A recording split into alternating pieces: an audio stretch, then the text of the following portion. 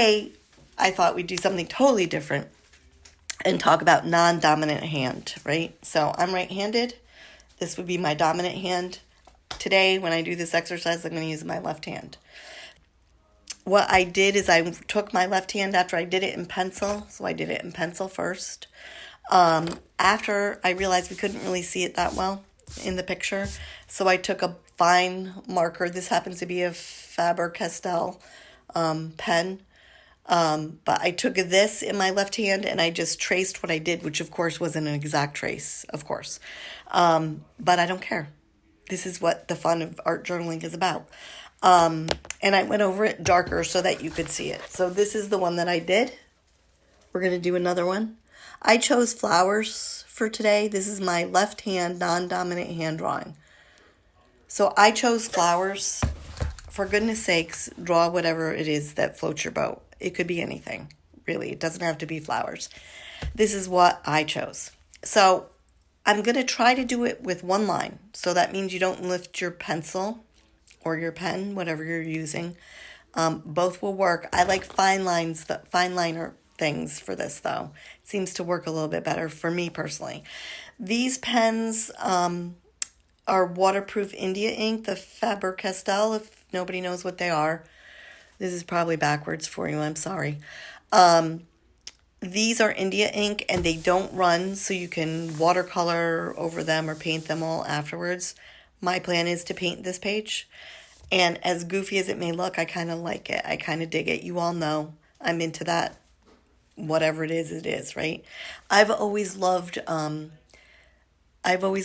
kids' artwork, framing the kids' artwork. I think kids are so raw and beautiful that I just love what they do. So that's what we're doing today. If you don't have a pen that is permanent, and it might run if you color it with paint or anything wet, you can always color it with crayons. You can always color it with colored pencils. You don't want to use jelly roll pens because that will run. But if you don't happen to have something like this that is permanent that you can paint over, you could always just do it in pencil, paint it, and then outline it later with a black pen of your choice, a marker of your choice, which you could even use a Sharpie, anything like that. So you can, again, paint it and outline it. Do it in pencil, paint it, outline it in black later. Everybody uses Tombos. I don't have any of those. The Tombos are kind of nice looking when I've seen of them. There's some other great ones out there, but again, if you're going to paint over it, you want to make sure it's a permanent kind of pen. So I'm using the Faber-Castell today. Micron makes which is part of the Jelly Roll Sakura family pens. They make one that is also permanent, so you could use one of those. Let's draw. So again, non-dominant handwriting. This is my Faber-Castell pen. It's in SX, extra small, I'm guessing. And I'm going to happen to draw flowers. You guys can draw anything that your little heart desires, but this is just how it goes. I don't worry about straight lines. I don't worry about anything like that. And I try hard not to lift my pen. The idea to drawing like this with your non-dominant hand is it challenges your brain, which is really a very interesting and good exercise, right? There's this thing called the midline. So it's your right brain. Whoops, see, I lifted my pen. Let me go back. It's hard to do, but just challenge yourself and see what happens.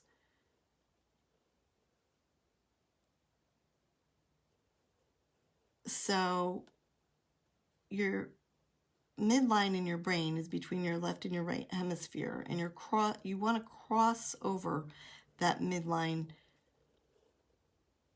actually as much as you can. And I'll tell you why, because it just builds new neurons. It's very healthy for you. So if I wanted that, I lifted. So as you can tell, not lifting is really very difficult. But let me finish this one flower and we'll go and do something different. Okay, let's do another flower.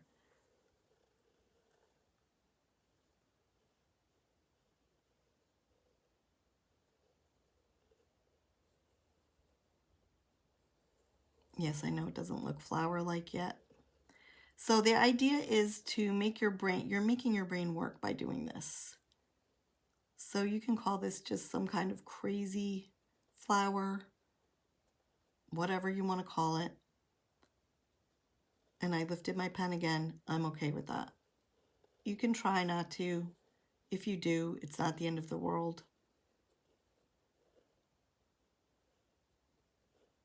It's just a cool exercise, right? It gets you out of thinking from your left brain and into your right brain, which is kind of a good thing for us to all do, or vice versa. If you're left-handed, then you want to use your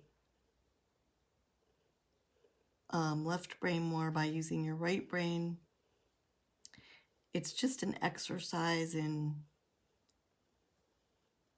challenge. And this is what I do. This is it. It's not easy. The more you practice, the better, of course, you're going to get at it. But getting better isn't the goal here. The goal is to challenge your brain.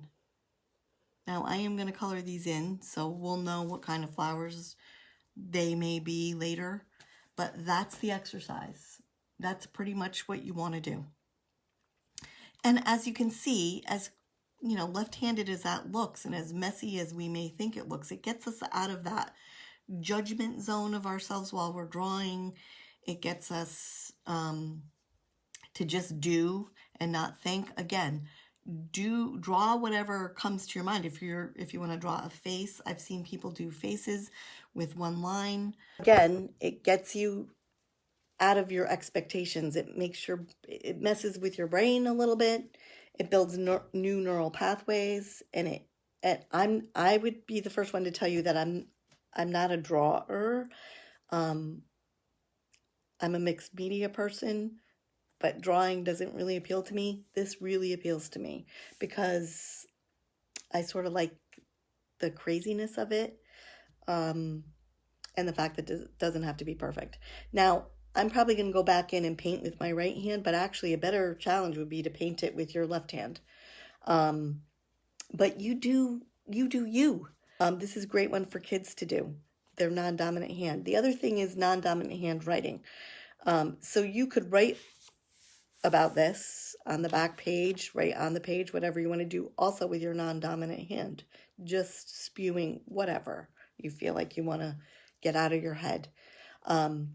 But it is really, truly one of my top favorite exercises for us to be doing. You could do page after page after page after page in your journals like this. So I encourage you to do that. Again, there's nothing wrong with pencil. I chose the pen today because I wanted you guys to be able to see it. Plenty of times I do pencil, I colored it, and then later on I go back and I outline it with black, which is something you can do. Just cool and different stuff. It makes your brain, gets you out of your head more, gets you not to think and be so judgy. Sometimes when we're drawing with our dominant hand, we're very judgmental. Oh, this isn't the perfect petal. Oh, you know, what flower has a stem that looks like that? Well, actually, if you go out in nature, a hell of a lot of them have these crazy looking stems, or nothing's really perfect. So that's something that you can do, especially like if you're having a really bad day. Sometimes that's a great thing to do, is to draw like that. And they're fun to color in. They're great to color in with the kids. And again, it takes you out of that judgment zone of what you're doing. And the same with the writing. So I would say the writing, it's harder to write. I try to use cursive. When I do that kind of writing, it's a little bit easier. Printing is hard. But I want to see what you all come up with in your journals with these pages. And I want to see them painted, colored, whatever you decide to do with them. They're going to come out cool, trust me. I think you're all going to like them a lot. Leave a comment what you liked about this exercise, if you would do it again, and if you thought it was fun.